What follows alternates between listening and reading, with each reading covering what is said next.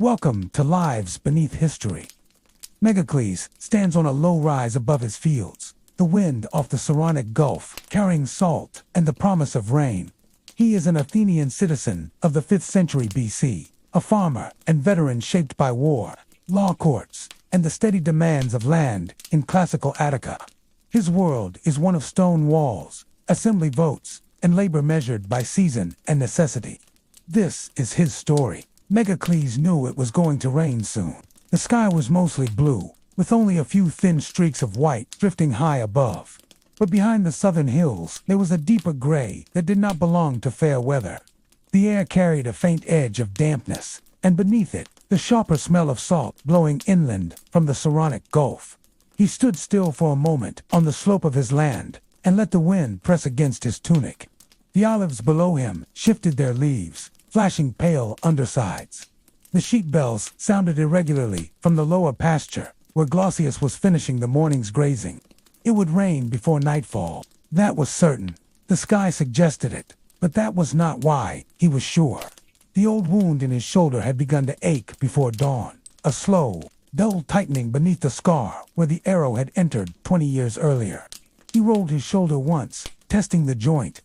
The stiffness had been mild in recent months, but when wet weather gathered, it returned with steady insistence. He remembered little about the Egyptian who had loosed the arrow. It had been during his service with the fleet, when Athens had sent ships south in support of allies along the Nile. There had been shouting in a language he did not understand. The smell of river mud, the burn of sun unlike the Attic sun, and then the shock in his shoulder. He had not seen the archer's face clearly. He remembered more the weight of the shield he had carried and the taste of blood in his mouth. The wound had festered before healing. For weeks afterward, he had feared he would lose the arm. He did not think about that campaign often. When the ache returned, it reminded him, without his consent. That had been the price of citizenship. A man took his place in the phalanx or on the deck of a trireme when called. He had done his part, and he had come home with land intact and name unshamed. That was enough. Today, the shoulder pain was less important than the stone at his feet. He looked down at the broken limestone blocks scattered beside the half-raised circular wall. He had chosen to quarry from his own property to save silver. The outcrop on the northern edge of his field had seemed promising. Pale limestone, close to the road, easy to access.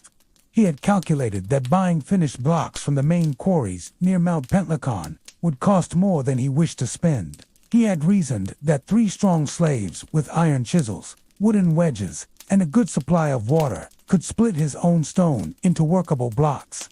Instead, the layers had fractured unpredictably. Hairline cracks ran through nearly every piece. When struck, the blocks split along weak veins, leaving jagged surfaces that would not sit flush in a defensive wall. He swore quietly under his breath and kicked the fragment aside. The 3 slaves stood a short distance away, bent over with picks and levers, clearing the rubble from the earlier attempt.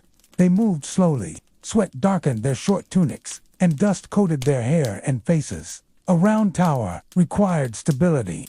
It would hold a heavy wooden door, reinforced with bronze studs, and its interior would need space for 3 sleeping pallets, a storage jar for water, and enough room for chains fixed into the stone. If the blocks crumbled, the entire structure would fail within a few seasons of winter rain. Glaucius had been different. The Illyrian had been bought nearly 2 decades earlier, after a campaign in the north. Over time, he had proved steady, skilled with sheep and goats, patient with lambing ewes. From below, Glaucius approached, staff in hand, the sheep moving slowly behind him. The Illyrian's face bore the long pale scars from the dogs that had once been set upon him. Megakles remembered the day clearly. He had taken his neighbor to court over rights to a shared spring at the boundary between their lands. The verdict had gone against him. A week later, when Glaucius grazed sheep near the disputed boundary, the neighbor's dogs had been loosed. They had torn into his arms and cheek before he drove them off. Litigation cost time and silver, and one did not win every judgment. Glaucius stopped near the broken stone and looked at the wall. "This stone will not hold," he said simply. He suggested better rock beyond the southern path, on their neighbor's land, a brown face exposed near the road. It was solid, he said. He had seen it while grazing. Megakles imagined the conversation in the agora. It would need witnesses, a fixed price per block, or a lease of the face for a set number of days. Payment in silver, or perhaps in kind, yearling rams. Pride had little place in such calculations. He dismissed Glaucius back to the flock, and turned again to the three slaves. He barked at them to continue clearing the debris. He crouched and examined the footing trench they had dug. The soil here was firm, mixed with small stones. That was favorable. The base course would need the largest, soundest blocks. Mortar would bind them, but weight and balance were more reliable than lime alone. As the afternoon advanced, clouds thickened to the south. He sent one slave to fetch water from the well, and another to stack usable fragments aside. The third he set to cleaning tools, scraping dirt from iron edges with a small file. Tools were costly. Iron dulled quickly against stone. Replacement required coin. While they worked, he considered the coming weeks. Wooden wedges hammered into natural fissures, then soaked to expand. Iron picks to shape rough blocks.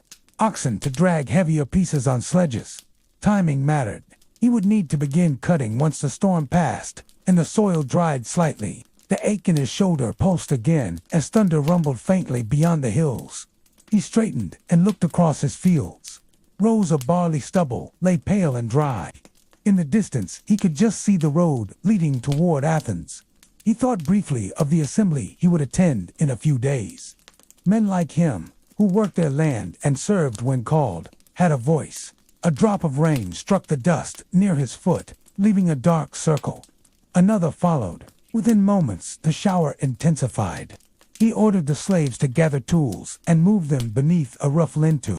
He covered the most solid blocks with woven mats. The rain fell steadily, enough to soak the earth. He walked toward the house compound at the edge of his property. Standing under the eaves, he watched the rain blur the distant hills. The broken limestone lay as a reminder of misjudgment, but he did not dwell on it long. Tomorrow he would go to the city and arrange terms for better stone. The ache in his shoulder would remain, but it did not weaken his resolve. Rain ran from the roof in steady streams as he folded his arms carefully and watched the field darken under the storm, already considering the next steps that would turn flawed stone into something durable enough to stand through many seasons. Megakles left no statue in the agora and no inscription carved in marble, yet his labor helped sustain the city whose name endures. While generals argued strategy and orators swayed the assembly, men like him counted flocks, weighed grain, and set stone upon stone against uncertainty. History remembers battles and decrees. It seldom records the quiet decisions made in fields beyond the city walls. Still, those decisions shaped households, boundaries, and the endurance of a polis.